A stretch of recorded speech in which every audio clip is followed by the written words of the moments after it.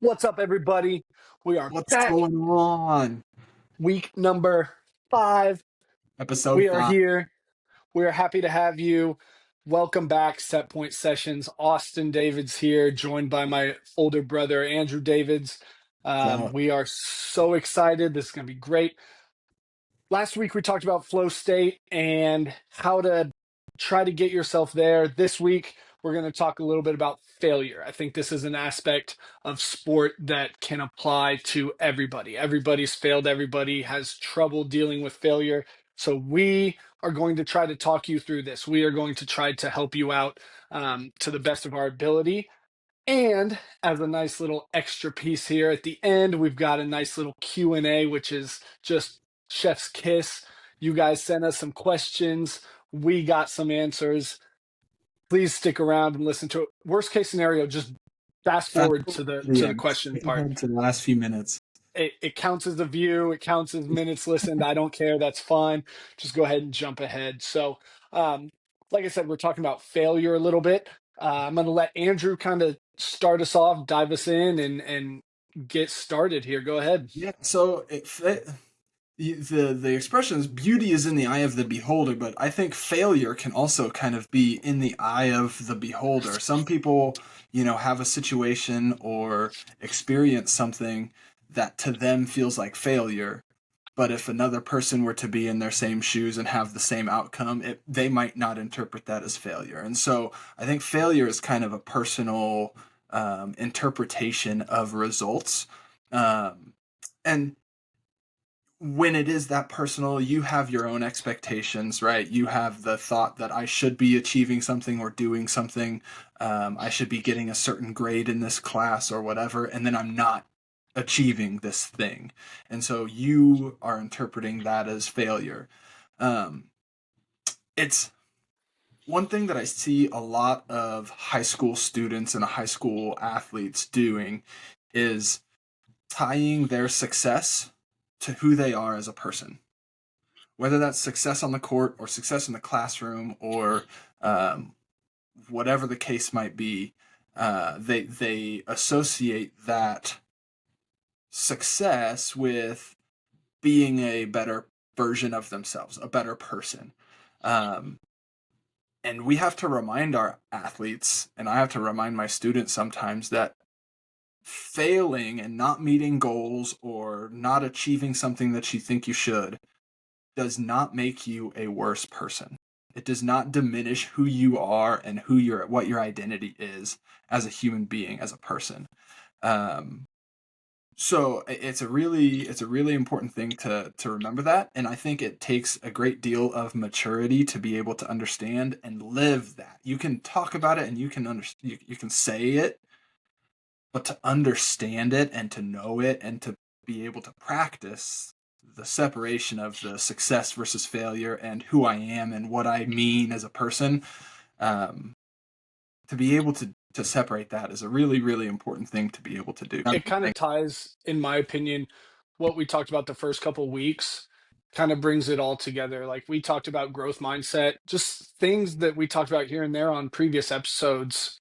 Um, go directly into failure and how we can learn from mistakes and how we can grow from mistakes and not necessarily be so down on ourselves just because we failed or just because something didn't go our way, you know? And with that whole kind of taking that failure personally, I feel like that's kind of what's going on when they're looking at tying their success or their failure to their identity. Like, I feel like it's a little bit to do with egos.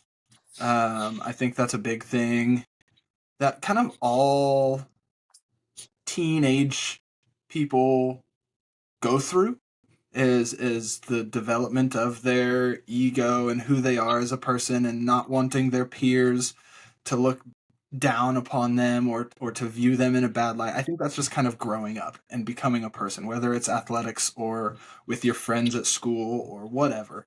Um, and so when you have that failure, maybe like if we're talking tennis, you have a nice easy put away shot and you miss it, or you whiff an overhead. We see this all the time at practice, and then it's oh my gosh, I'm so embarrassed.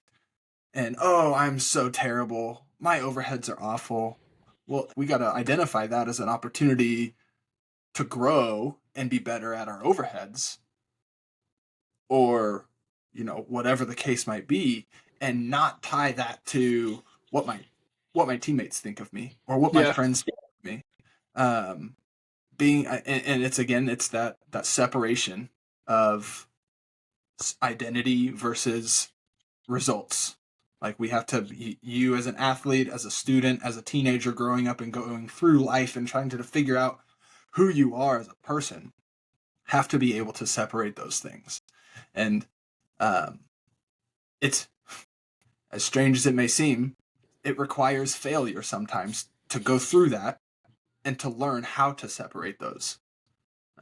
If you never experience that failure, you don't ever have the opportunity to learn that you are not tied to your success, that you as a person are separate from that. So um, the failure is required. The failure is necessary to be able to grow, to be able to learn how to handle it. And we've talked about it on here before, that nobody is the best at something the first time they try it. There is failure. If we're talking athletes and athletics, failure is a larger part of sports than success is. You miss just as many, if not more, shots than you make. If you can bat 350 or 400, oh man, you're a stud. Yeah. And you're striking out 6 times, 7 times out of 10. Like, Well, like you're saying with how it's in beauty's in the eye of the beholder and all that. Uh, like, let's think of a strikeout for an example. yeah, That's a failure for the batter. That's a success for the pitcher, right? Like, yeah, it's all same about the thing. perspective. Yeah, it's all about the perspective of it, and the mindset of it all. Um, but I'm playing in a fantasy basketball league, and it gives me the opportunity to look at stats. It really does. Yeah, When I'm setting my lineup and who I'm putting in and whatnot, and I'm looking at, the average free throw percentage of some guys on my team, and it's, you know, not ideal from what I would think. It's lower than you would think. And free throws are probably the easiest shot in uh-huh. all of basketball, and people still miss those shots. Yeah, Whether, you're Shaq and you just are bad at free throws, or you're some, goaded point guard who makes them all the time, you're still going to miss. I think yeah, it's important to highlight that failure and mistakes are a part of athletics. They're there. They're always going to be there, and you have to learn how to deal with them and put yourself in a better position to grow from them. yep, 100%. Yeah, which kind of takes us into the next point, of how we can use failure for growth. Like I've said before, everybody experiences failure. Not everybody knows how to grow from it. I've seen too many athletes and too many performers fail at something and think that that's the end, or that they're not good at it, right? Yeah. Instead of looking at it as an opportunity. Um, Failure is data, so to speak. Mm, Failure gives you insight on the things that need to be fixed, the things that need to be worked on. Um, if you look at a spreadsheet and you've got all these data points and you see one that's in red, you're going to want to work on that, right? You're like, if you yep, took the stats from tennis practice, right? And your percentage of serve is lower than average, that's what you're going to work on, right? Instead of thinking in the moment of how I missed yep, all these serves, look at it as data, right? Look yep. at it in the form of, Information. It's um, information. You got to be eh, mature enough to understand that it's just information for you to be able to improve upon and get yeah. better the next time. I'll probably say this again, but one of my favorite things to ask people after they're disappointed with whatever, with a failure, is if you had the opportunity to do this all over again, to do this exact same match, this same basketball game, whatever, what would Mhm. you do differently to put yourself in a better position? Right. And there's things that can easily be picked out of, like, well, I'd do this. I'd probably move my feet a little more. Maybe I might, if it's a wrestling match, I might attack, I might do whatever. Yep. Okay. Well, then let's work on that moving forward and put ourselves in that situation next time it presents itself. You're only going to improve what you're willing to confront. These are all like Pinterest type quotes, but I think that one really hits home in the sense that Mm-hmm. if you're scared to work on your backhand, if you're scared to work on your 3-point jump shot, whatever it is, you're not going to improve on that, right? If you come to terms with the fact that you're not the best at this, you need work at this, Yep. and you're willing to work at it, then that's when it gets better. Yep. If you're running from your problems, if you're hiding away from it, it's going to stay the same. And then when you're faced with a 3-point shot and you miss it, it's not going to go well. We talked about it, I think, with the growth mindset episode where, when we mention at tennis practice, that we're going to drill some backhands, and everybody's like, "Oh man, my backhand's terrible." Like, well, yeah, and because your backhand's terrible, because you fail more often than you succeed when you hit backhands, we need to work on those backhands. And sometimes it's the job of the coach, right? If you're in a sport where you have a coach interacting with you on a regular basis, like, it's my job to set up a drill for the backhands and to make you work on it. But if you're out of season, or if you're putting in the extra work on your own, that's your own responsibility. You got to figure out a way to drill your own backhands, or improve your own footwork and figure out what you need to do. If you're, like you said, you're only going to improve on the things that you decide to take on, to challenge yourself with. So you got to make that decision. You got to be able to be uncomfortable. It might be uncomfortable. I love that you said that. It might be very uncomfortable for a short period of time until you get better at it, right? If you're working on something and you're putting in that intentional effort, you're not going to be bad at it forever. Even though you might think you are, that's why you're working on it and making progress. Most breakthroughs for whatever sport, whatever performance, they happen right after a failure, right? Like a light bulb goes on in a Yep. sense. I just drew this. I passed art class I in was like wondering fourth what you were grade, so doing. I was yeah, wondering what yeah, you I were doing. drew a picture. So let me use it. Let me use this as a diagram here. So think of this where you're starting, okay? And you're going to go here. In order to go up, you have to go down a little bit. You have to have that failure, that setback, and then Yep. you learn from it. You go up here, right? And then it's probably another stagnant. You don't feel like you're getting much better. Something happens, you go down, then you go up again, right? Thank you guys. Yep. I'll sign Yep. it for a lucky listener. But the point is, the point being, you have to go through some of those tough times and those failure moments to improve upon yourself, to maybe even realize what you need to work on. Maybe you think you're the best tennis player in the world and you got no weaknesses, and you go out and you get whacked 6-0, 6-0 by a dude you thought you could beat. And it really shows some of your weaknesses, right? That's what I'm talking about here. Um, Yep. Another good quote that I like is, athletes who avoid failure avoid opportunities to grow. God, think Yeah. about that a little bit. If you and we'll talk about this more a little bit later, but if you are so scared of failure, if you're so afraid of not succeeding, you're not going to give yourself opportunities to grow. Those opportunities aren't going to come to you, let alone you seek them out, you know? Yeah. If we're talking about failure as data and information, if you don't allow yourself to receive that data, or that the input, then you don't have the opportunity to respond to that data or to grow. It ties back to what we were talking about with, being able to separate identity from success. Like, if you don't have the opportunity to learn how to do that, you will never be able to do that. If you don't give yourself the opportunity to grow by experiencing that failure, by losing games or making mistakes in the moment or whatever the case might be, then you don't have the opportunity to learn from that mistake, to grow from it and make yourself a better player or a better teammate or a better whatever. So This all reminds me a lot of iterative mindset is what it's called. And I learned about this yesterday. This was so tell me cool. I about was what the iterative mindset is, coach. it is it it's basic knowledge, but just the word iterative mindset, just something about it, dude. I had a meeting with my dietitian, and she asked me if I have ever heard of the term iterative mindset. And I thought about it, and I think it came up in a class that I took, but I really didn't pay much attention to it.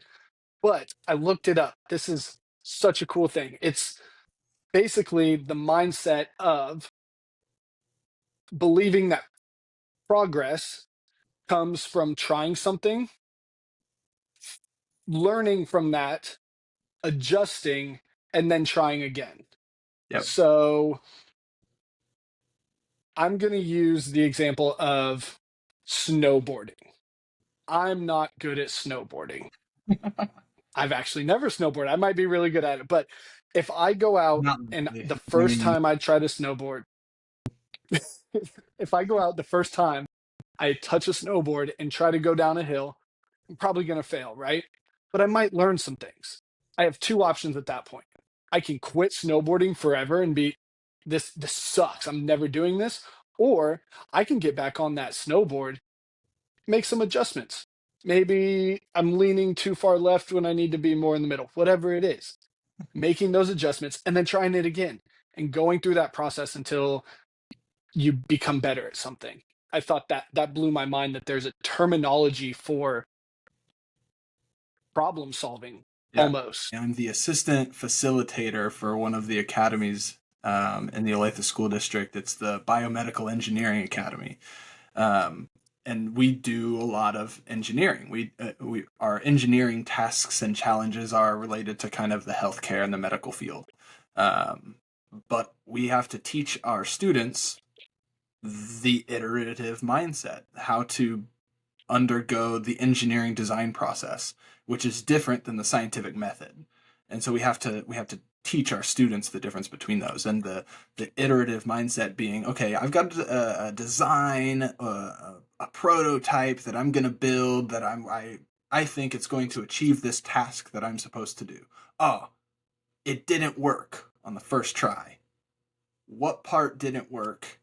Let's fix that part and try it again.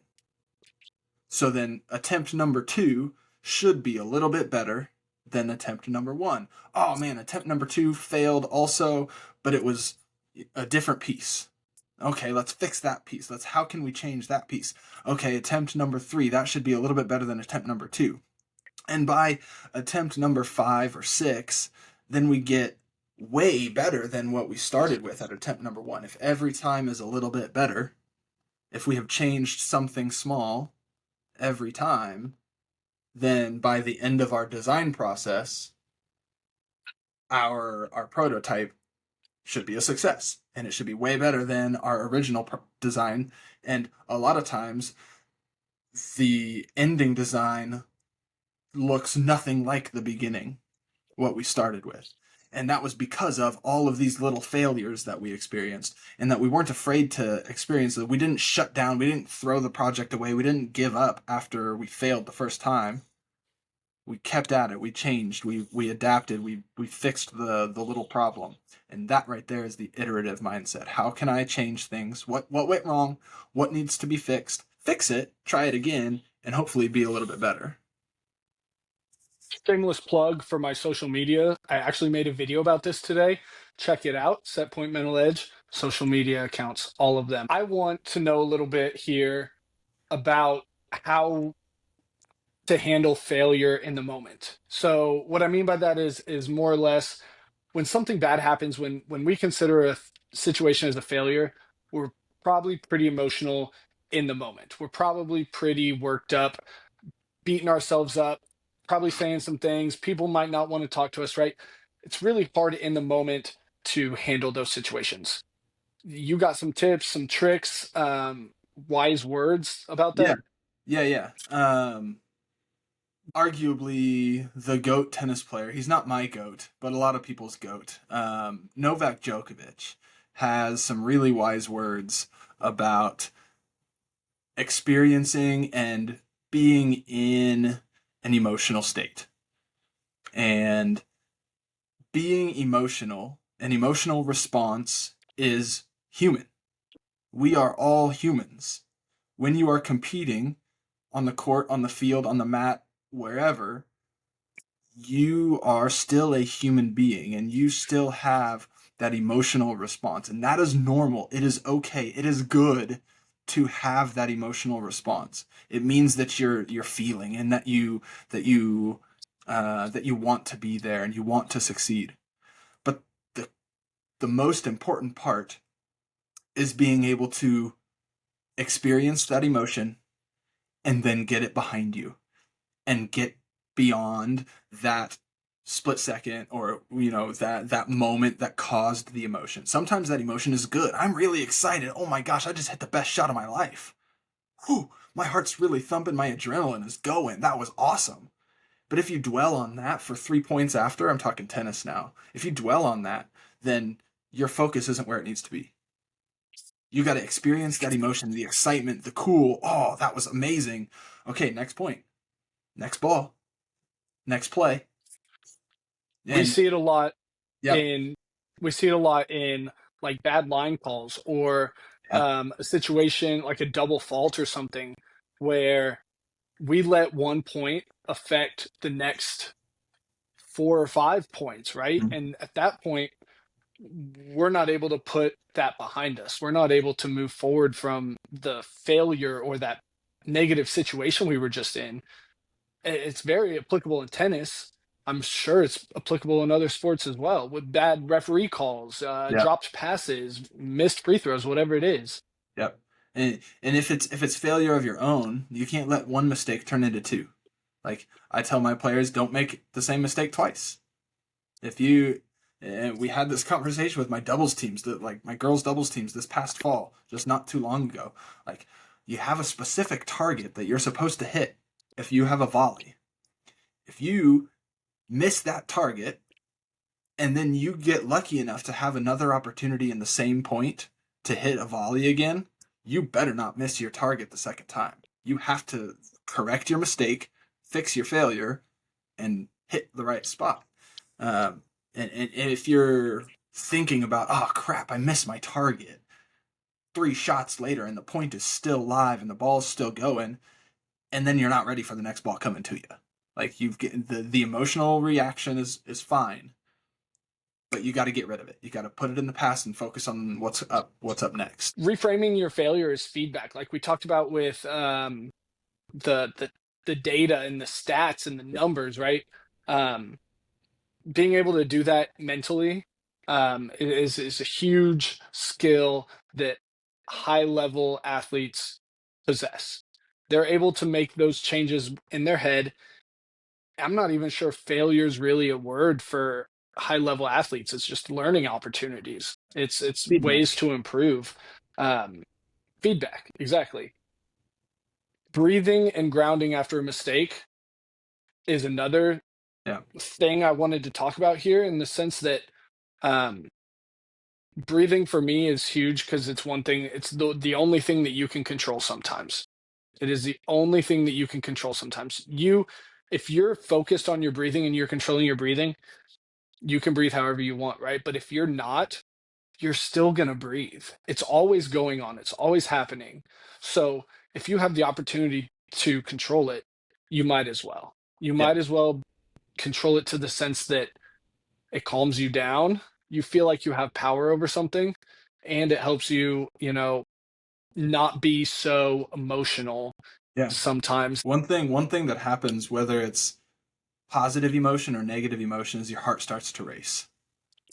Your heart starts to pump, and hormones are in your body, whether they're exciting good hormones or negative bad thinking hormones.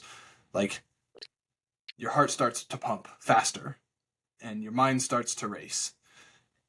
The best way to slow your heart rate down is to slow your breathing rate down.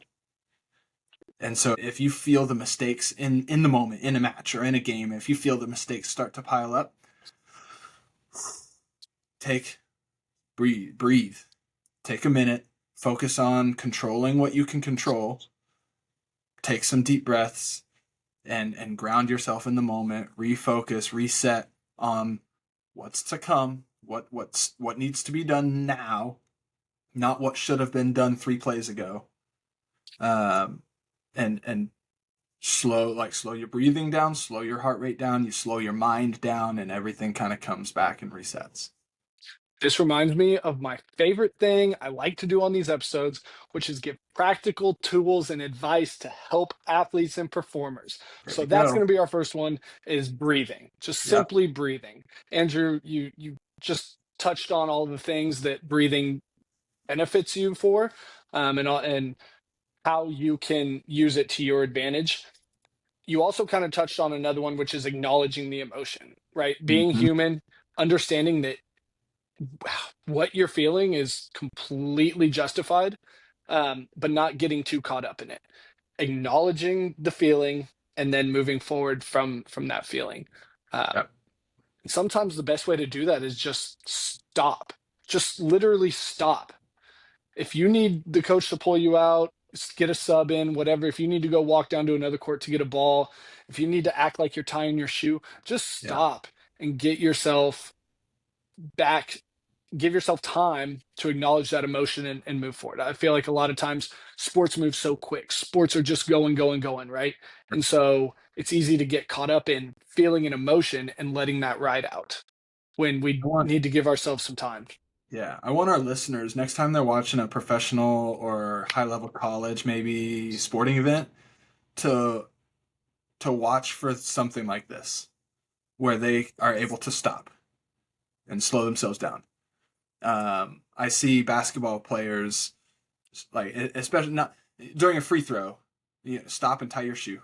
Your shoe probably didn't need to be retied, but that's a way that they take their focus away from the game, reset, something physical, and boom, shoes tied, ready to go. Give me 10, 15 seconds to myself to just pause and breathe and focus on something else.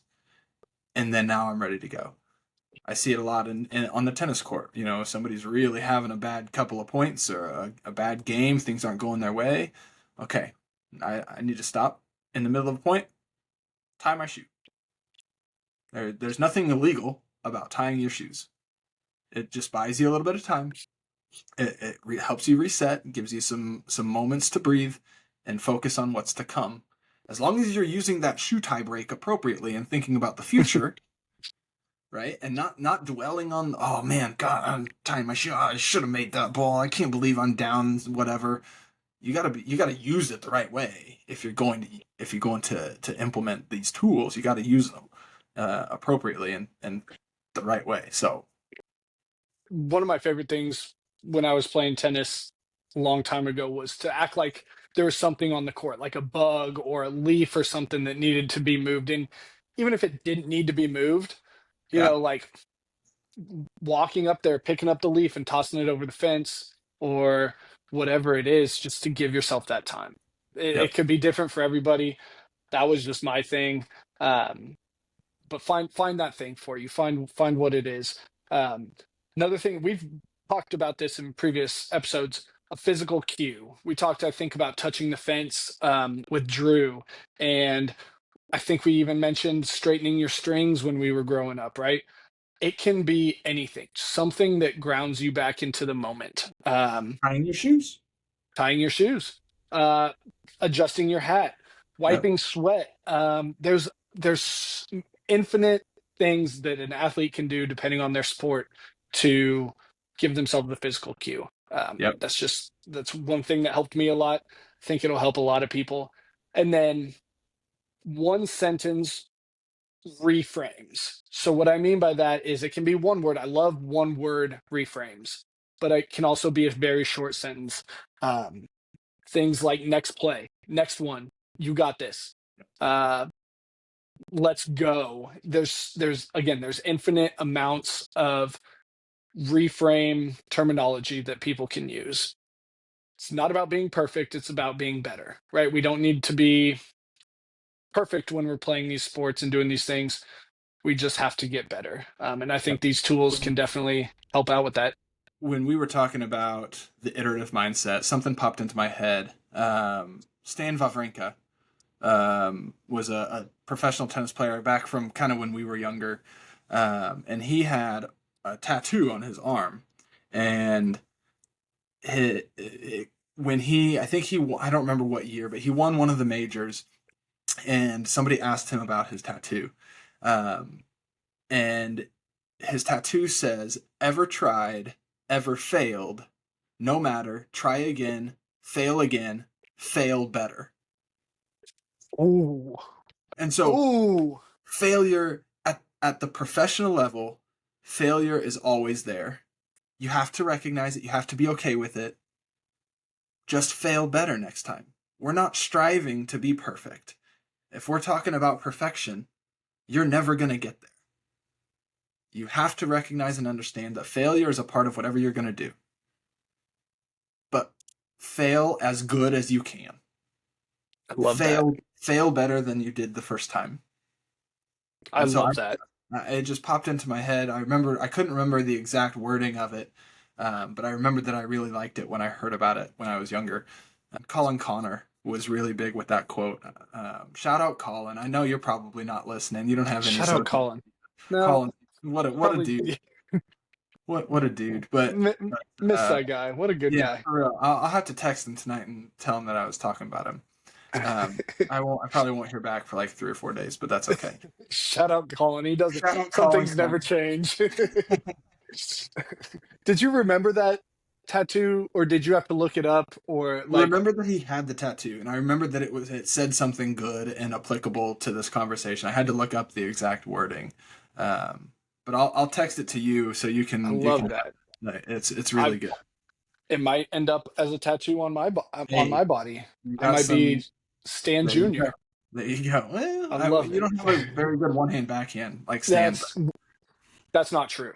That's not true. It's not you as don't good have as Stan's. as good of a one hand backhand as Stan. It's better than yours, Stan the buddy. man could hit that one. Better than yours. Okay.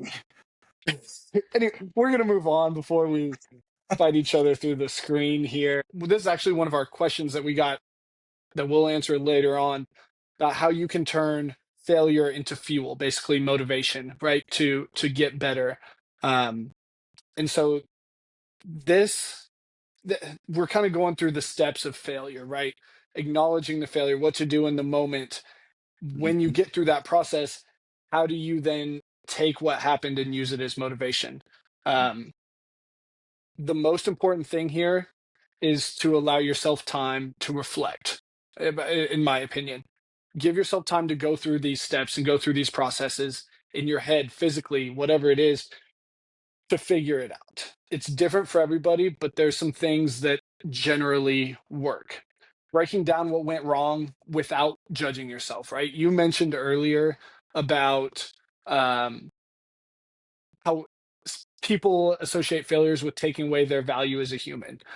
Mhm. When you're analyzing what went wrong and how you can be better, it's easy to self sabotage, as I say.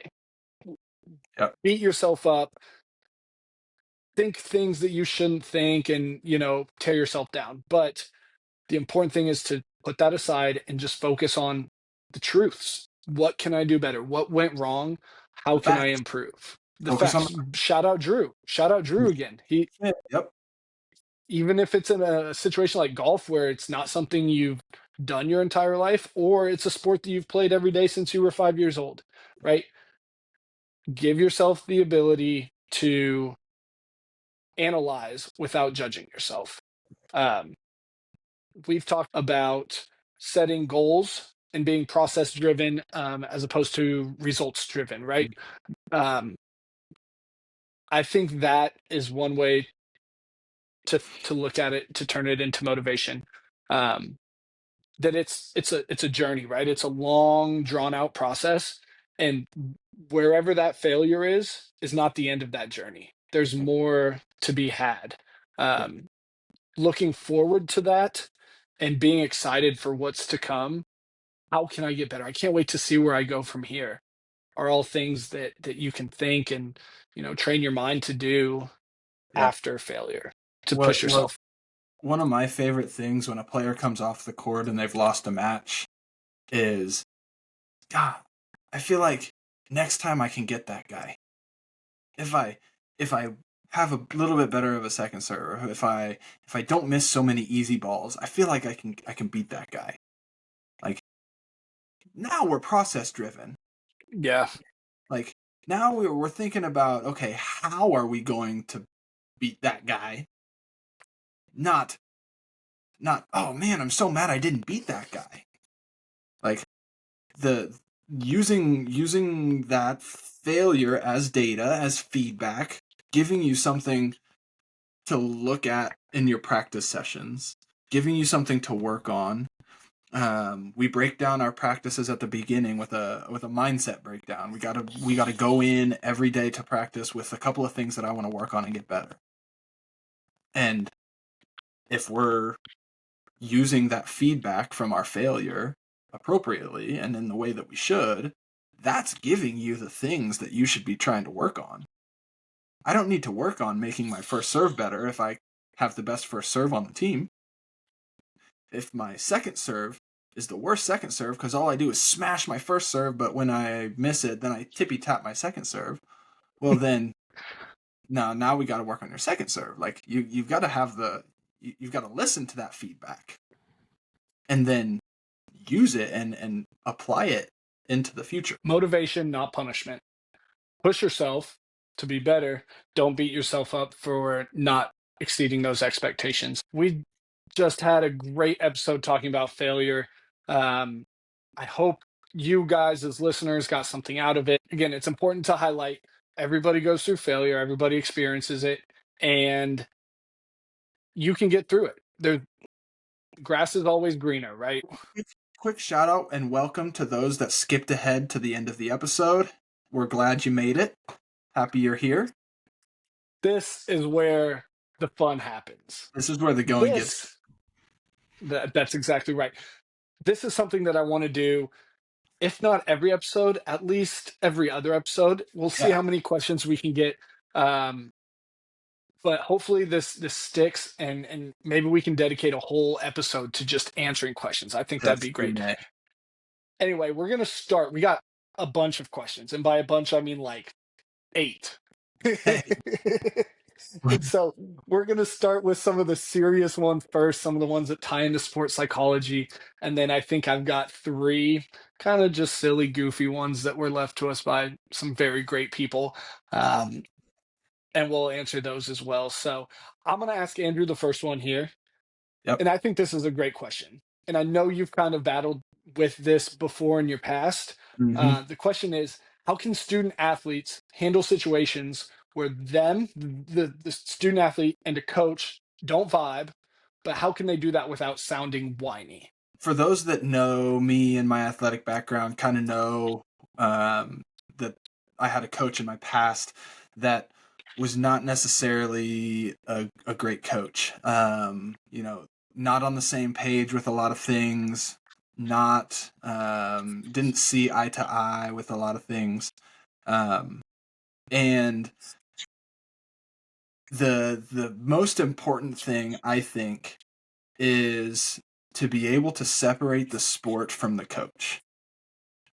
And don't let the coach or a person, don't let a person, and whether that's a teammate, a coach, whoever that could be, don't let a person ruin the sport that you fell in love with, that you have dedicated so much time to.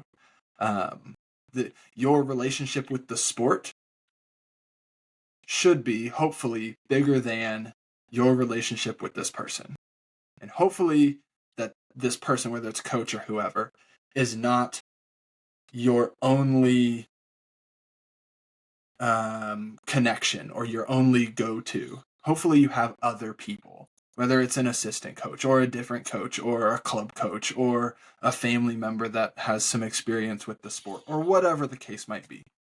I do also think that it's important to again, have that maturity, um, to be able to have that tough conversation with this coach or with this person, um, and not be afraid of it, not shy away from that conversation or um, that tough interaction that might be kind of waiting for you. Um, you have to be able to advocate for yourself, speak up when you need to speak up, um,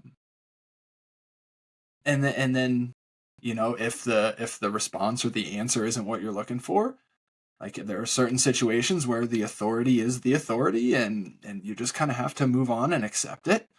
But again, that's the maturity to not dwell, don't take things personally, because they're probably not personal as much as it might seem. It probably isn't a personal thing. Um, and the one thing that really helped me with um, being able to get past that coach that I didn't really see eye to eye with were my teammates. I tell you what, my teammates and I, um, the bond and the connection that we shared through our sport got me through everything. Whether it was the ups and the downs, the wins and the losses on the court, the struggles with the coach, um, you know, not even tennis related things, whether it be social or academic or whatever. If you have a rock in your teammates that you have that bond and that connection with, for me, it was the brothers on my team. Like anything else didn't matter. I was competing for my brothers. I was competing for my teammates. I wasn't competing for my coach. I wasn't competing for the win. I wasn't competing for the loss. I was competing because I'd put the work in on the practice squad, in the weight room, during practice matches with my teammates. And we were all competing for the same goal. And that's what got me through it. So I'm hoping that whoever is dealing with this situation has that kind of connection with their teammates. Because if you've got that bond with your peers, with your brothers, um, you can compete, you can fight through anything, any tough situation that you've got. I love that. I answered all these questions on a notepad here. Yeah. This is why we're brothers. This is it because I literally wrote down the exact same thing that you said. Talking to the coach, not being afraid of the conversation, Yep. surrounding yourself wherever you're at with your teammates who share like-minded ideas. Yep. Great minds think Look at alike, that. buddy. Look at That's good. that. The only thing that I'll add to that is the only thing that you can control at practices is your attitude and your effort, right? Mm-hmm. Even if you don't get along with the coach, even if things aren't going your way, that is not a reason to not try as hard or give your full effort. I'm a Right. firm believer in if you give your full effort and you have good attitude at practice or when you're in these sporting situations, a good coach will recognize that and reward you for it. A Yeah. good coach will do that. Now, not every coach is a good coach, but it's still important to control that attitude and that effort. And ultimately, if your goal is to get better, you should be putting in as much effort with as good of an attitude as you can every day of practice. Like It's true. if you're trying to get better, you have the control over your attitude and effort, and you can control whether you're getting better or not. Yeah, I love it. I love it. Okay, next question. Um, Going to the NFL and a little bit of failure here. 31 out of 32 NFL teams fall short every year. What advice do you give to athletes who struggle with loss? Great question. It's a really good question. Like we mentioned earlier, for those of you who skipped over it, we talked about this earlier, but failure is a part of sports. It's going to happen, right? Like when you have 32 teams duking it out for a title, you're Hmm. going to have people that fall short. You can't give NBA champions to 30 teams or, you know, the Vince Lombardi trophy to all 32 teams. It's not a realistic thing. Um, I think of Stephon Diggs after that game where there was that Yeah, picture of him standing on the sideline while it was the Chiefs, wasn't it? Chiefs Um, AFC while the Championship. Chiefs were celebrating, and I don't know what was going through his head. I have a pretty good idea what it was. Yeah, He just probably went through the biggest failure in quotations of his life in that moment. And he immediately after was motivating himself to be better in the years to come. That Right. when this opportunity presented itself, he wasn't going to let it slip away again, right? Um, it's struggling with loss is it shows me as a coach that you're a competitor, that you have drive to Yeah. want to win, right?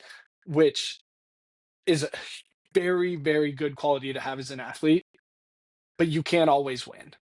Yeah. Um, I think reframing, go ahead. yeah, I think it goes back to that whole perfectionism mindset. Like you can there's nothing wrong with having a perfectionist mindset, with trying to be perfect. But where the negative side comes in is when you get upset when you don't achieve perfection. When you let the fact that you're not perfect, nobody is. The best athletes in the world, they are not perfect. You are not perfect as an amateur athlete. When you let that affect you negatively and get into your head and you're dwelling on the past and you can't move past it and you're not okay with not being perfect, that's when the problems come in. You have to understand that you can't and you won't be perfect, but we can try to get to be perfect. We can try, and if I can get closer to being perfect next time than I was this time, then I'm doing a good job. Then I'm using my failure appropriately and I'm growing from it. Yeah, agreed. I like that. To answer the question, I know I kind of went on a tangent there. The advice that I would give to athletes who struggle with losing or loss is to reframe that disappointment into determination to improve. That when that opportunity presents itself, you're better prepared to tackle it, so to speak. That's how I would answer that question. Number three, my question to you, somebody's question to us that I'm going to ask to you All is right. how can an athlete turn failure into motivation instead of frustration? We kind of touched on this a little bit earlier, but some people might have skipped over it. So give them Hey, the tall and short of it. yeah. So, um, I think it's the finding. We talked about using that failure as feedback, using that feedback as information, and responding to that information accordingly. Um, Not letting. I feel like frustration is any emotion that we don't want to stick around in. Like it's okay to feel that frustration, but we can't dwell. We have to move on. We have to think about the next thing. Um, I think that this particular question kind of leads better into the motivation of what I need to do better in practice. What can I do between this competition where maybe I failed and didn't meet my goals before my next competition? What can I do? And how can I get better? What's my motivation? If you go into your practice sessions still frustrated about the missed shots or the lost opportunities or whatever, you're dwelling way in the past and you're really like that's not a very strong mindset. So to be able to, okay, now I really got to work on my footwork here on these next couple of days because I've got another tournament or another competition this week, and I feel like that's the source of my mistakes or whatever the case. Like it's the getting beyond the emotional response of the frustration and receiving that feedback and responding to it accordingly. Great answer. Good job. Hey, thanks. Good Next work. next question for you. And I think this is kind of a personal question a little bit because you've had a little bit of experience with this. Um, how do you get through the mental side of coming back from an injury? This is this is a great question. This is a phenomenal question, and It I is. think athletes fight through injuries all the time. Small injuries, big injuries, short amount of time out from the sport, big amounts of time out from the sport. It's a challenge for everybody.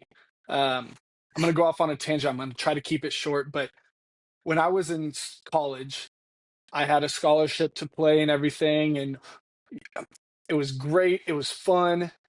and I ended up needing knee surgery for Osgood Schlatter's, basically, is what I won't get into what it is. It's painful to run, essentially, which really limits tennis players' ability to move. Hmm. I had to have surgery. I had to do physical therapy. I was seeing the athletic trainer. I was doing all the things that I was supposed to do. Um, and I I didn't play, essentially, obviously, and I had to take some time off, which was hard for me because I couldn't tell you the last time that I took that much time off from a sport ever since I was Hmm. 5, right? Anytime that I was playing, it was consistently all the way through. Maybe like a week for vacation or something like that, but 6 months away sucked. Um, and I didn't know how to handle that very well through that time frame. This is something I wish that I was more passionate about back in that time frame, just so I knew how to handle these things. Um, I made really my whole life started to fall apart because tennis started to fall apart because I was injured, more or less. Um, so it's difficult. It's very, very difficult. Looking back on it now, I wish that I was more process driven, understanding that where I'm at in this journey and this process isn't the end stage. This isn't the end of my tennis career, right?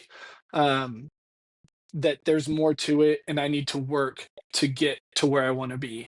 Um, the mental side is always tougher than the physical side. I think we can all agree that it's easy in a sense to go to PT and it's easy to go to your doctor's appointments and stretch and do all these things, right? But the mental side of getting through it is incredibly tough because there's nobody there to guide you. There's nobody there to give you exercises to get better and fight through the things you're fighting through. Um, Yeah. a couple other things is to give yourself grace, right? Things happen, things out of your control happen, Right. and Not your you just fault. have to, it's not your fault. You have to make the most out of the opportunities that are in front of you, Yeah. regardless of what those opportunities are. And the last one that I will say is to celebrate the wins, even if they're small. Hmm. Even if like even if that's just getting back on the tennis court. I remember the first time that I played tennis after my surgery. And it was at Wood Valley in Topeka where we grew up. And it was, I don't even Yeah. remember who I was hitting with. I think it was dad. And it was so weird, but it was such a fulfilling experience of just being back out there and doing it again.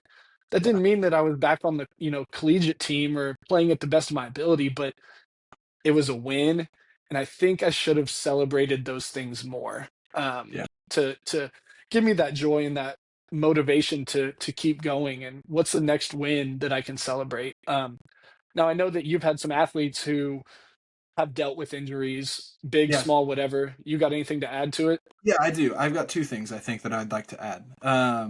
The first is even if you aren't able to,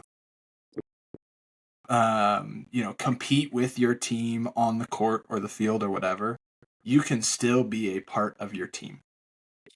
And sometimes that right there is what you need mentally. Is you need that the camaraderie, the connection that you have with your friends, your teammates to help distract you from, oh man, my leg's in a brace and I can't even walk, right? Like to have the conversations and the jokes and the fun times with your teammates, um, and they still appreciate and need you to be a part of the team as well as the motivation and the encouragement, for them to see their own teammate, even though they can't compete and can't play, to still be out there and supporting them is a huge thing. So don't forget, even though you might not be able to compete, you are still part of the team, and to make sure that your role has just shifted. Make sure that you're able to still fulfill your role on your team. So Um, I'm gonna stop you real quick. I think of that tennis player that we had this year who got hurt literally like the day that tryouts started, right? yeah, Or yeah, the second day.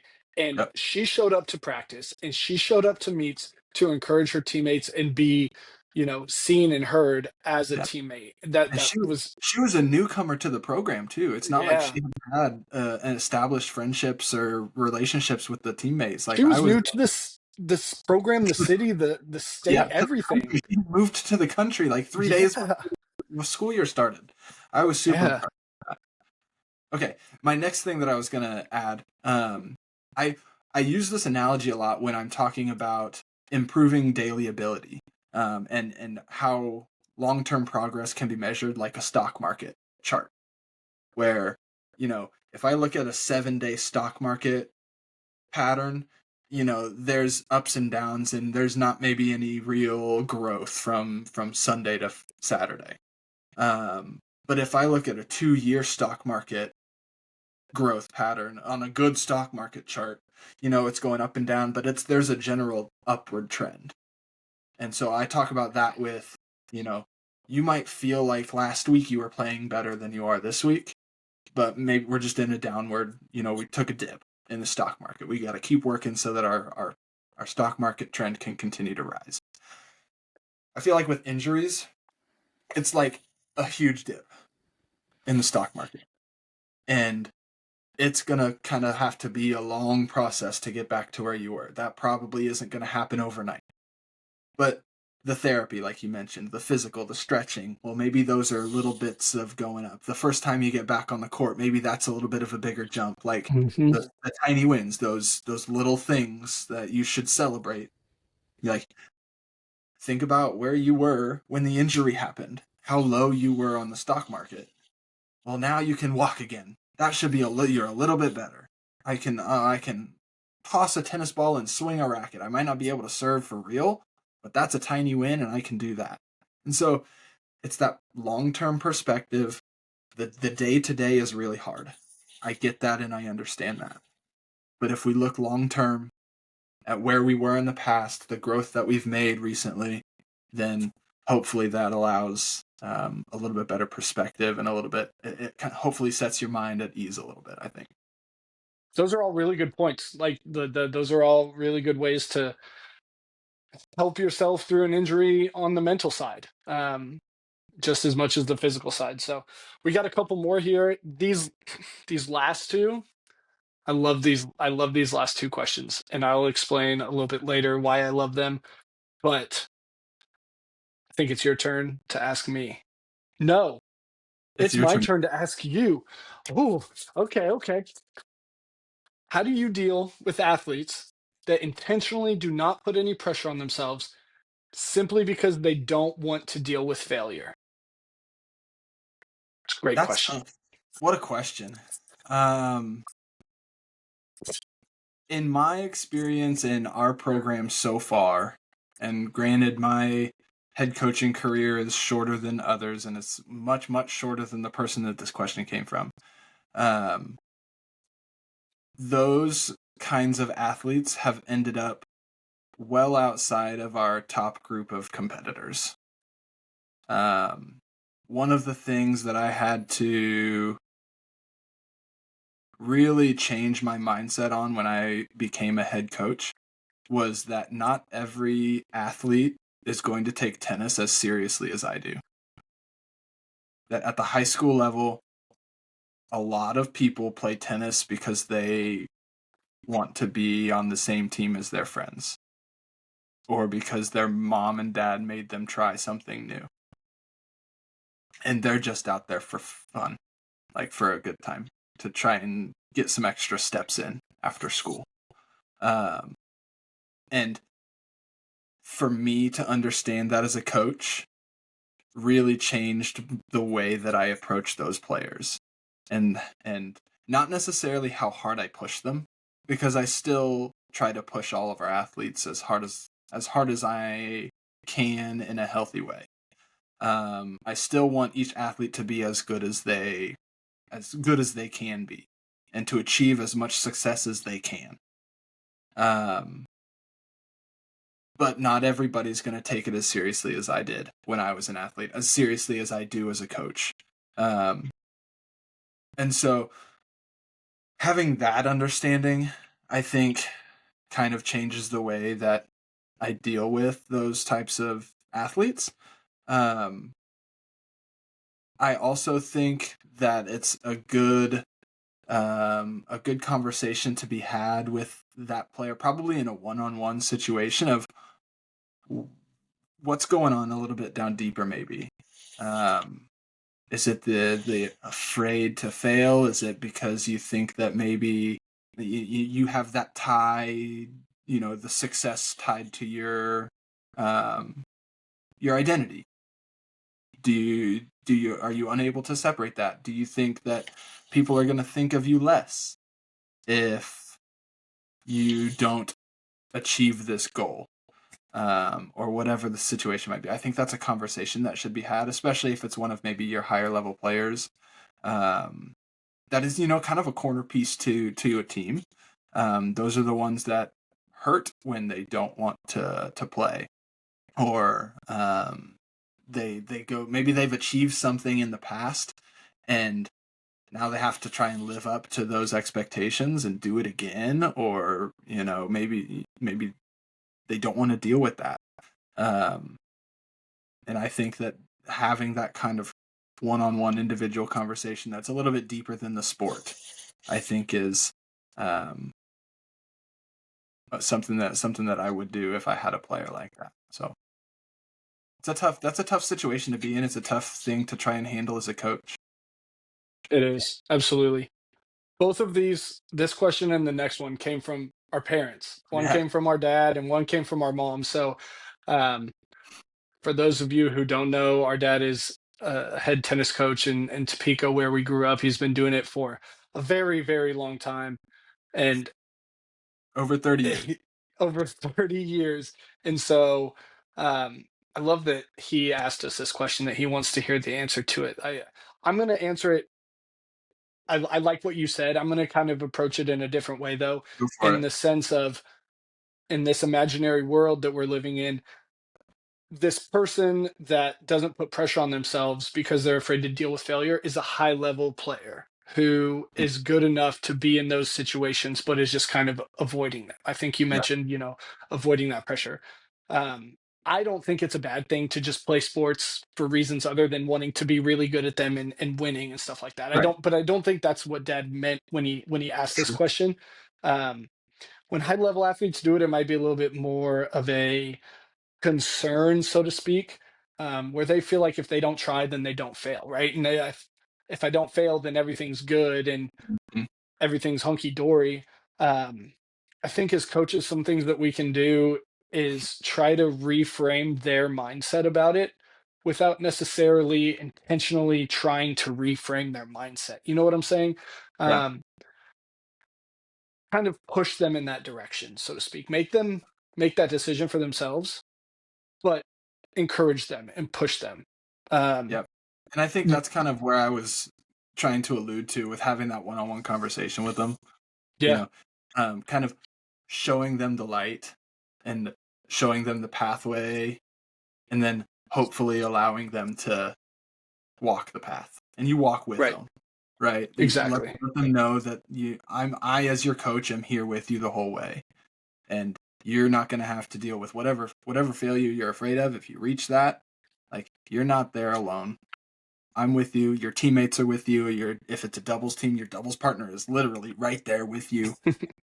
So Yeah, I have, when I wrote all these answers down, I wrote down, meet them where they are, right? You're a teacher, dad's a teacher. You understand the importance of meeting the kids where they're at, yeah. in life, where they're feeling. But just because they're there doesn't mean they have to stay there. You as a Mhm. coach can help motivate them and push them. Another thing that I wrote down is make it fun, right? That's one of the things that I love to do with my athletes is, and I know JV is a little bit different than high level varsity, but I like to make it fun. I want these kids looking forward to coming to practice and being there with their friends and getting better. I think the more fun it is for them, the more likely they are to give full effort. And by Mhm. giving full effort, you're allowing yourself to be in those pressure situations, Yeah. um, on a regular basis. So, I hope we answered that question well enough for Dad. I'm sure he'll tell us if we didn't. But um, the last one, I saved this for the last.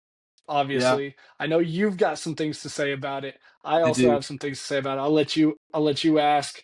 I'll give my take Yeah. um and then you can give yours. Okay, so for those that don't know much about Austin and I's playing background, in high school, we both finished second place at state two separate times.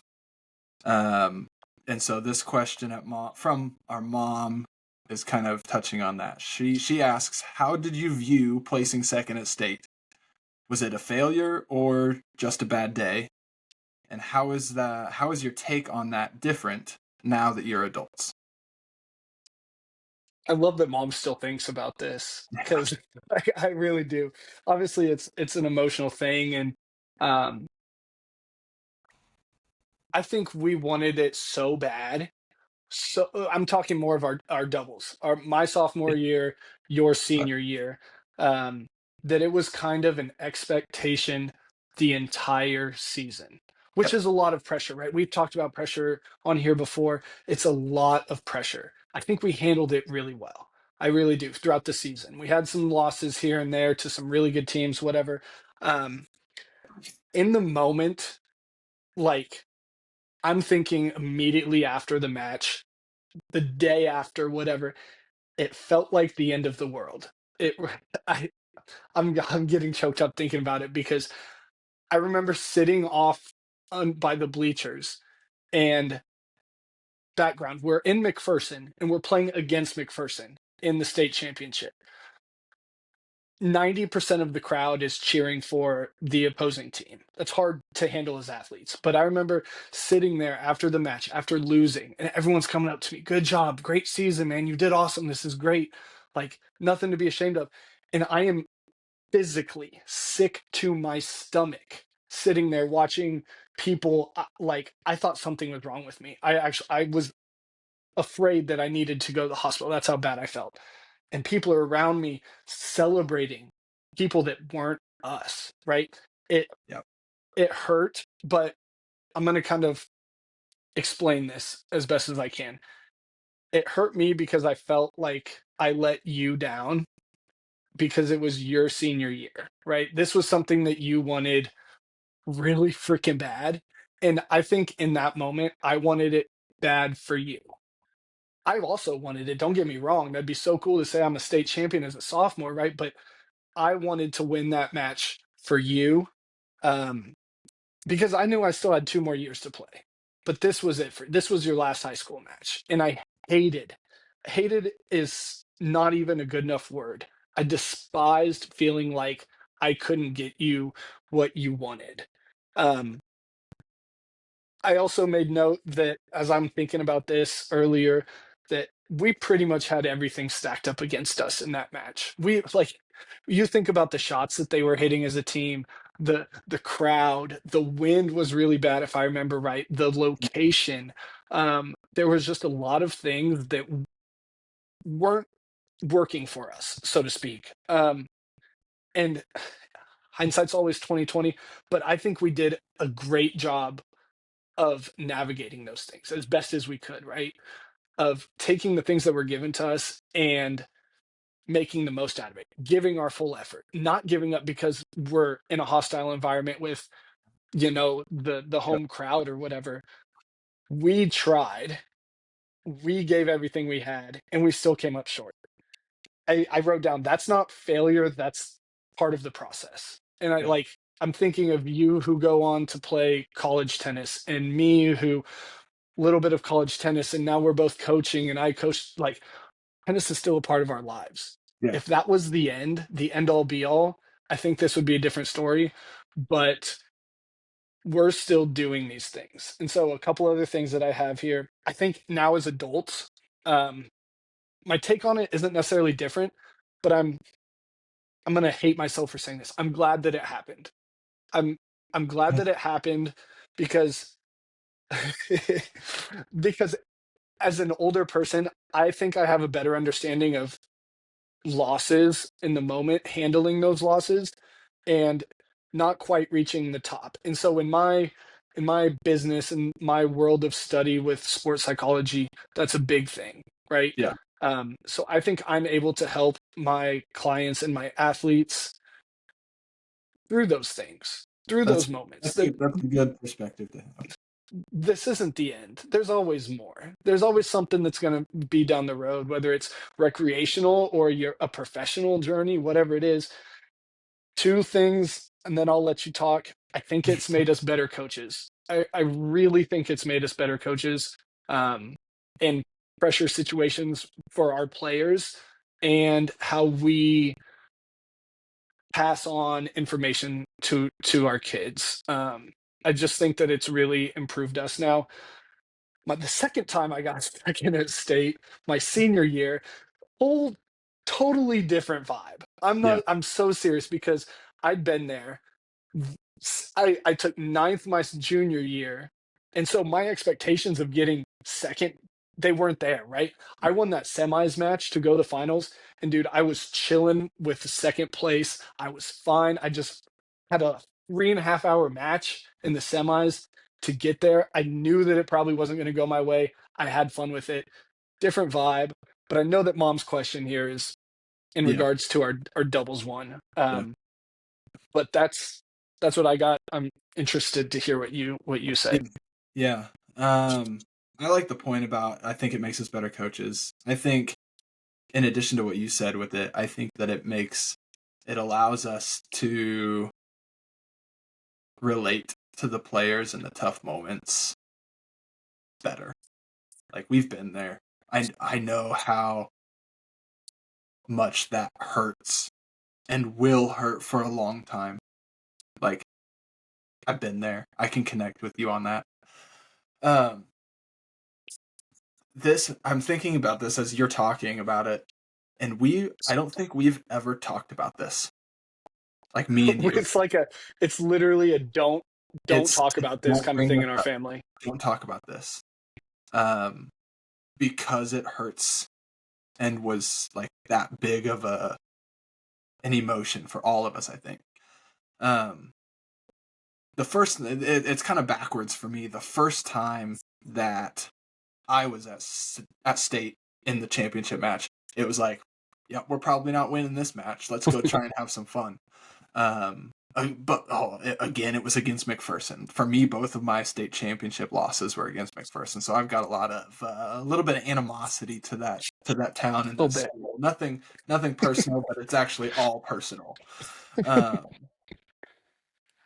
but like you said, the second time it was my second time, your first time in the state championship. There was the expectation, like we were kind of the favorites the whole season, and there was the pressure, and like you said, I think we handled that pressure throughout the regular season and into even the beginning of the postseason really well. You kind of listed some of the things that were kind of stacked up against us. The question was, do you see it as failure or just a bad day? Um, in the moment, it was my biggest failure of my entire life. Like that was my goal since I started playing tennis.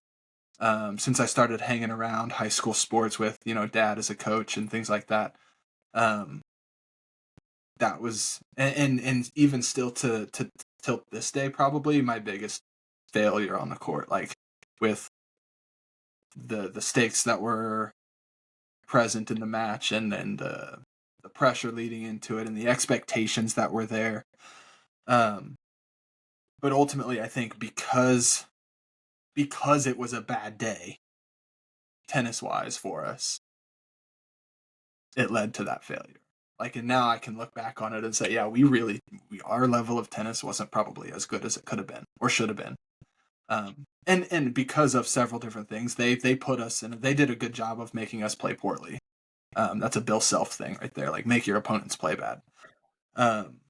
They did a good job of that. I still replay the shot that I missed to lose the match in my head.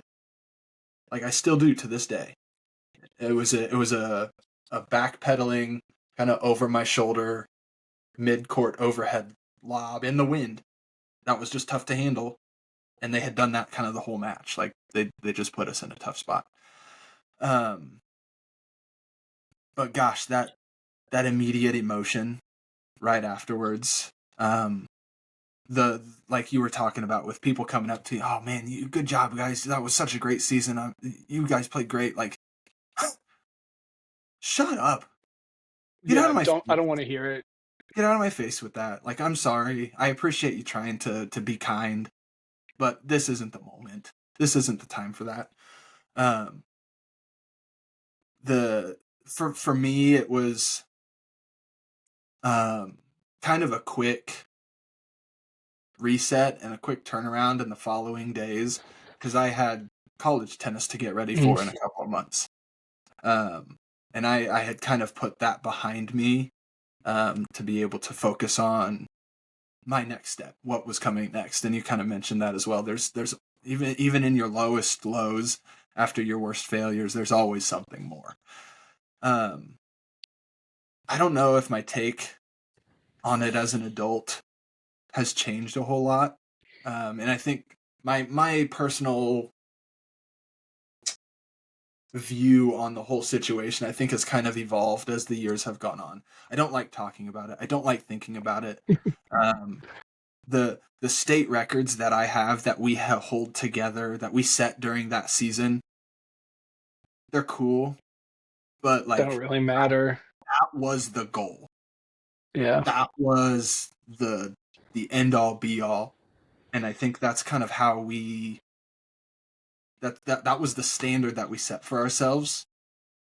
Going back to the end of the previous season, at the end of that state tournament, like that was the goal now. State champs, first place. We got to get there, and I think the failure in that moment hurt so hard for me. And you talked about how you wanted it for me. I think I wanted it for Dad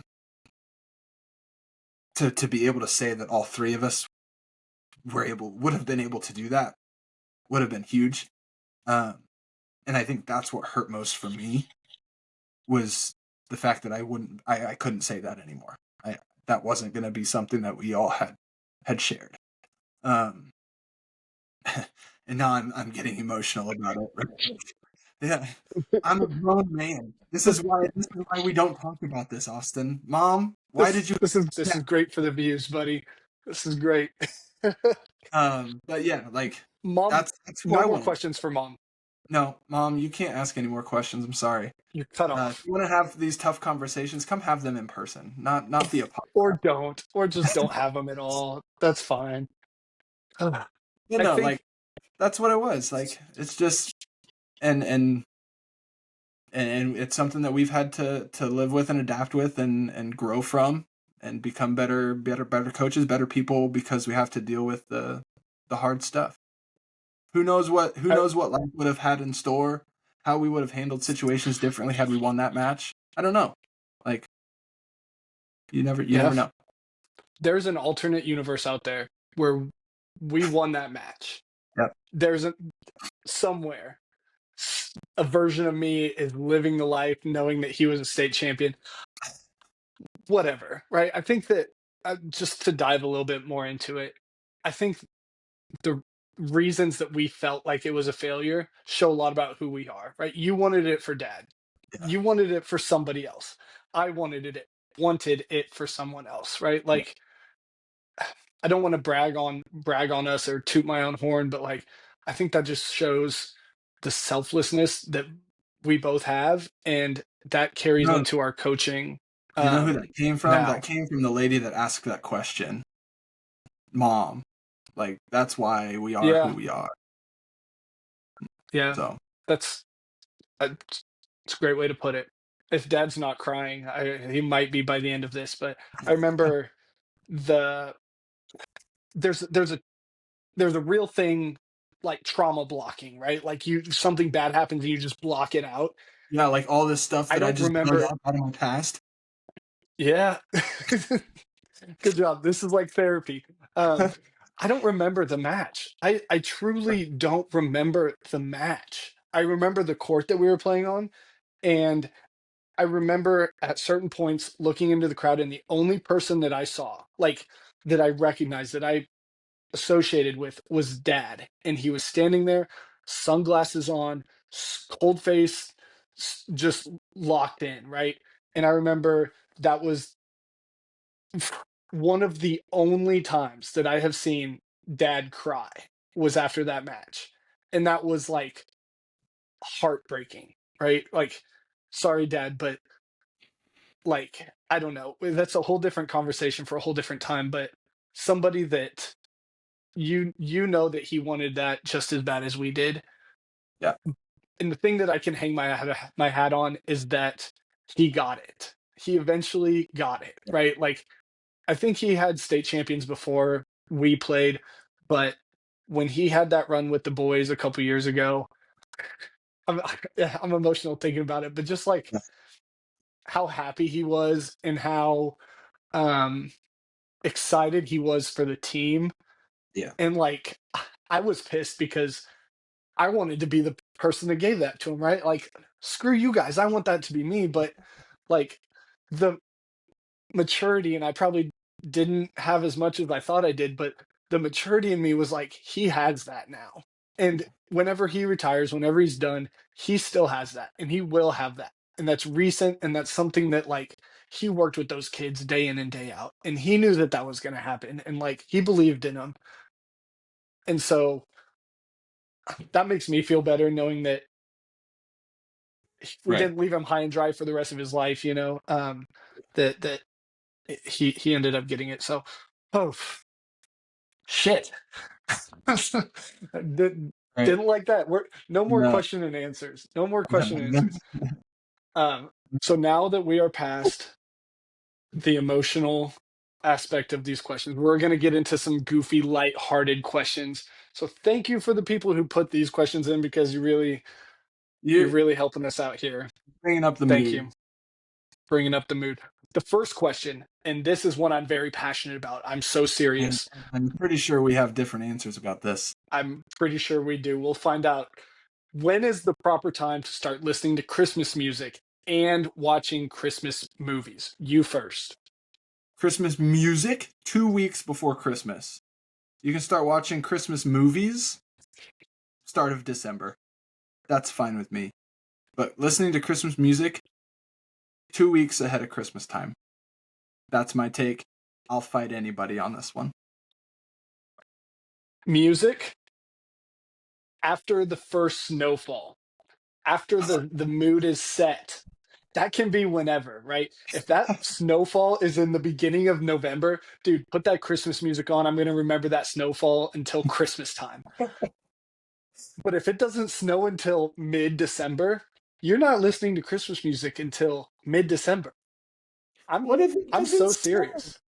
Then no Christmas music. You can't put me in the Christmas mood without snow. You just can't. It's impossible.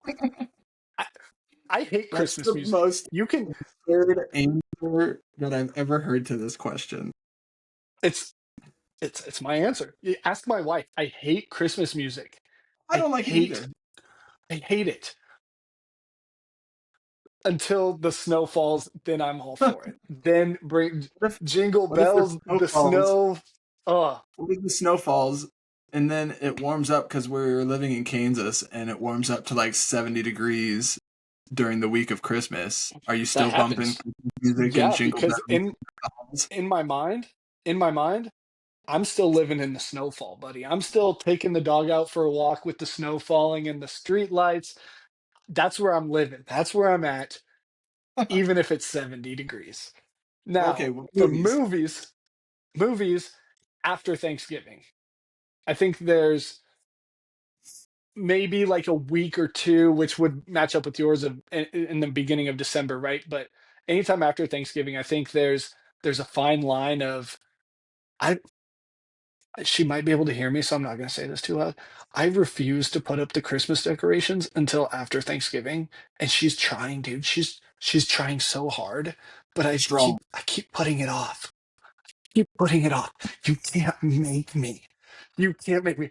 Oh, Ish. you want to put the decorations up tonight? I'm sorry. I'm recording a podcast. I can't do it. I'm just kidding. I'm just kidding. Alexis, if you're listening to this, I'm so excited to put the Christmas decorations up. if it helps, that's our day. Is we put up our Christmas decorations the day after Thanksgiving on Black Friday. That's when we put everything up. Like it's a huge thing. Christmas tree, like the boxes from downstairs come up. It's the day after Thanksgiving. So I think it's a little bit different for you right now, where you have a family and that's like a traditional yeah, thing, right? yeah. Like we've been together for like 5, 6 years, whatever. And it's always just random. It's always sporadic. Like, oh, today seems like the day. But as we move forward in our marriage and stuff like Oh that, like yeah, yeah. things start to become more of a tradition. And we need Gotta to have a have day, a, a set so time. this is the year that when that day happens, I'm going to circle it on the calendar and say, we can't do it before this day because we Right. did it after Yep. we were married. So those are my answers. Noah Murphy wants to know when he's going to get a guest spot on the pod. Well, Noah, we got people lined up. You're in line. You know how you get moved up in line. Cha-ching, cha-ching. So I can send you my Venmo. Yeah, text me, dude. I'll give you my Venmo. We can get you up a couple spots. We can bump you up. Now you might get outbid. We there's nothing saying that you're gonna be the next guy, but you might be able to move up in line. Shout out Noah Murphy. What's up, dude? He'll be a great person to have on here as a former athlete of ours and as a Yep. current coach. And Yeah. you will be on here, Noah. You're on Don't the list. don't get it You were twisted. already on the list even before your comment, so don't worry about that. Now we just gotta It's figure true. out when you're gonna be on. What's the It's true. order? Yes. Um, the last one here. Shout out Drew again. We Yeah, love what Drew. a Drew's great. what We're a putting guy. his question at the very end, so that way he has to listen to the whole freaking thing, and he can't stop it. Um, Drew listened to what I said, and he wants us, to To name name this cat. So let me pull up the picture. here, I got it. See if I can get Yeah. that out. This is the cat that Drew wants us to name. I spent a lot of time thinking about this. I probably spent more time thinking about this than I did about the state tennis question. Um, I think I want to name this cat Beanie, and I'll tell you why. Yeah, go for it. If you look closely, this cat has coloration on its head that resembles a hat or a cap, if you will. And so to me, I'm not going to name this cat hat or cap, but a beanie is a type of hat. And so Beanie's a cute name. I'm naming this cat Beanie. I look at this picture and I see a cat who thinks he's better than everybody else. Well, what cat doesn't think they're better than everybody That's else? fair, but this cat knows it. Like, and he's not afraid to show you, at least in this picture. Um, he just kind of, I don't know if it's a he or a she. I think it looks like a Luther. Oh, whoa.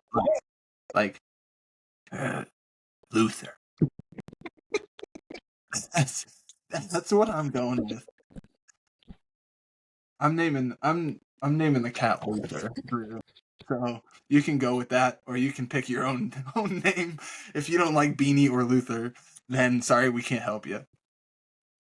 Did Kylie name your cat? Because that name is not a name that you would come up with. Yeah, I did This not being name. Luther, okay, okay. That's what I figured, judging by your answer there. That was Luther. Sure, why not? It's Yeah, it's intimidating. I'm not seeing a Luther, but hey, to each their own. hey, beauty is in the Um, eye of the beholder, right? that's right. Just like with failure, That's right. as you mentioned at the very beginning of this The episode, beginning of the full pod. circle, Yeah, full bringing it all circle. the way back. Now that the circle is closed, we're going to make a call for more questions. If you're listening to this, drop it. Whatever question you have, wherever you're listening, um, Got a dog that needs to be named? We'll name it. or turtle. I'm really good at naming turtles. Reptiles. My son is all about reptiles and animals. I could ask him too. We could bring Luke on as a guest spot to Oh, name animals. ooh, love that. Everybody, We'll have to start filming before bedtime though, because they're asleep. that's true. That's fine. We'll figure it out. Send us your animals, and we'll have Luke name them. If we have 5 people send us their animals and ask us what we think their name should be, we'll bring Luke on. I'll bring Luke on. We'll bring Luke on. We'll make That it sounds happen. great. We don't know what we're talking about next week. So, wait. Time out. Next week is Thanksgiving. So, we're not doing anything next week. We're spending time with our families and enjoying the beautiful love that is those that we surround ourselves with. So don't expect a podcast next week. But the next week is the beginning of December, which we might have a little something in the works here. Do you want to A guest? Oh, is it Noah Murphy? No. Oh, tell us, Coach Davids, who could this guest be? A colleague of mine from Olathe South, a fellow Falcon, about to enter the winter sports season. I will leave it at that as a little bit of a cliffhanger. Oh, We have a very similar mind when it comes to things like this, and so I'm excited to have this coach on. I am too. I'm excited to pick their brain about it, because this is a coach that I haven't had a lot of conversation with. I know you have, but I'm curious and excited to get to know them a little bit better and some of their coaching strategies and see why their team is so successful. I know they've had a lot of success in the past, and I'm sure that this person is a huge part of that. So, as always, we talked about failure today. We answered questions today. We laughed. We cried. We did everything today. Jimmy V would call this day a full day, a successful day. I want to thank all 28 of you that listened to the last podcast episode. And if you're listening to this one, thank you again. Thank you so much. Love you guys. We do love you. Please, I don't know if you know us. I don't know if all 28 of these people are people we know personally, or if we're getting some randos on the internet. I'm all for it either way. Yeah. I love the support. Maybe they're bots. Maybe they're not even real humans, but you know what? I'll take it either way. Yeah. Please follow, please like, please subscribe, leave a review. I found out that's a thing. Somebody left a 5-star review on our podcast on Spotify. 5 stars, dude, baby. Yeah. Whoever that is, shout out to you. I want to give you a hug. You can give that person the signed little graph that you drew over there. That's coming to you. Let us know who you are. If it was this is coming in the mail. Austin will pay shipping. DM. I will sign it somewhere down here. I ain't paying shipping. You kidding me? You, not you, Andrew. You, the listener, will pay shipping, and you will get this beautifully drawn thing. And please, like we said last time, share with your friends. If you know somebody that can benefit from this, I think Andrew did a good job last week of outlining it. If you know somebody who can benefit from anything that we're talking about, send it to them. Give them a timestamp on it so that they can just. It's totally fine. I know we talk a lot. You don't have to listen to the full thing. This is our longest episode yet. And I still have to edit it, and it's still going to be the longest one. Even Drew, who talked the whole freaking time, it's still going to be longer than Drew. He took up so much mic time. Can you believe it? Dude, when I was editing, it was like Drew the entire time. Drew. Just kidding, Drew. Hope you get some snuggles with your boy Luther tonight. I'm Austin with Set Point Mental Edge. Check me out. Website, Facebook, Instagram, TikTok, all the above, Set Point Mental Edge. I'm here to help you. And again, this is my brother, Andrew. We appreciate you guys. Thank you. And we will see you next time. Set Point Sessions. See ya.